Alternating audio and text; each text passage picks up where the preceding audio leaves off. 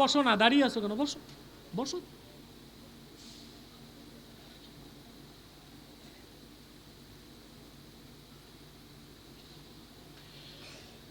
আল্লাহ, আমি দেখতেছি প্রশ্নগুলো আপনারা 11 বার ইস্তেগফার পড়েন।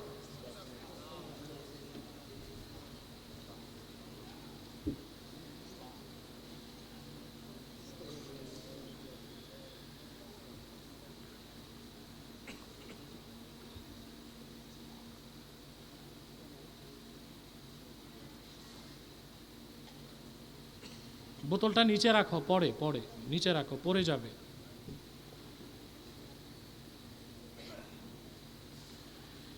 এক ভাই প্রশ্ন করেছে, প্রশ্নটা ভারত থেকে এসেছে, মিডিয়ার মাধ্যমে করেছে। বাড়ির মধ্যে তুলসী গাছ লাগালে কোনো ক্ষতি বা উপকার আছে কিনা? আরে ভাই, তুলসী গাছ যদি গাছ হিসেবে লাগান কোনো সমস্যা নাই, তবে হিন্দুরা তুলসী গাছ লাগায় পূজা করার জন্য, আপনি তো আর ওই নিয়তে লাগাবেন না।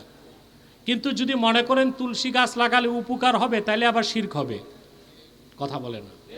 অন্য গাছ লাগান যেরকম সৌন্দর্যের জন্য, ওইভাবে তুলসী গাছ লাগাতে পারেন, কোনো সমস্যা নাই।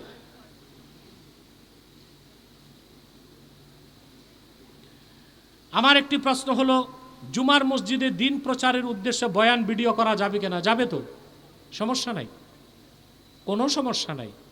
তবে ইউটিউবাররা যে অনেক সময় মসজিদে ঝামেলা করে, তাদের ভিডিও, তারপর স্ট্যান্ড, তারপর তাদের মাথা মুন্ডু, এর পিছনের মুসল্লিদের কষ্ট হয়। তাদেরকে এই দিকটা খেয়াল রাখতে হবে যেন মুসল্লিদের ডিস্টার্ব না হয়। বাংলাদেশের বড় দুইটি রাজনৈতিক দল একে অপরকে গুপ্ত বলে দোষারোপ করছে। দেশের এই ক্রান্তিকালে এভাবে দুই দলের দ্বন্দ্ব, এটা কি দেশের জন্য ক্ষতি নয়? দেখুন, রাজনীতি করতে গেলে কিছু দ্বন্দ্ব হবেই, দ্বন্দ্ব ছাড়া রাজনীতি নাই। সরকারি দল বিরোধী দলের মধ্যে দ্বন্দ্ব থাকবে, তবে সেই দ্বন্দ্ব যেন সন্ত্রাস সহিংসতায় না গড়ায় সেই দিক লক্ষ্য রাখতে হবে। কারণ যারা জুলাই আন্দোলনের স্টেক হোল্ডার, তারাই তো এখন সরকারি দল বিরোধী দল, ঠিক কিনা? এখন তারা যদি আপোষে লড়াই ঝগড়া করে, তাহলে দেশি শক্তি বিদেশি শক্তি এখানে এজেন্ডা বাস্তবায়ন করার সুযোগ পাবে। অতএব এই দেশের ক্রান্তিকালে আমাদের উচিত বিরোধিতার জন্য বিরোধিতা নয়, সংশোধনের জন্য বিরোধিতা হবে। সেটা হবে শালীন ভাষায়, ভদ্র ভাষায়, ব্যক্তিগত আক্রোশ যেন না থাকে।